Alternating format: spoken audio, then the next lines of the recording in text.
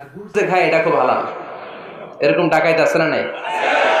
তাহলে আমাদের মুসলমানদের সবচেয়ে বড় সমস্যা হচ্ছে আমরা খাওয়ার ক্ষেত্রে হালাল খুঁজি, কিন্তু ইনকামের ক্ষেত্রে ওই জিনিসটা খুঁজি না। এরকম আছে না নাই? না, your food should be halal, your drinks should be halal, your income should be halal, your dress up, your fashion should be halal, and your entertainment should be halal. আপনার পোশাক হতে হবে হালাল, আপনার খাদ্য হতে হবে হালাল, আপনার উপার্জন হতে হবে হালাল, আপনি যে বিনোদন করছেন এই বিনোদনটাও হতে হবে হালাল। চিল্লায় বলেন ঠিক কিনা? হালাল বিনোদন লাগবে, হালাল ড্রেস আপ লাগবে। ছেলেরা কি স্বর্ণ পড়তে পারবে? ছেলেরা কি সিল্কের জামা পড়তে পারবে?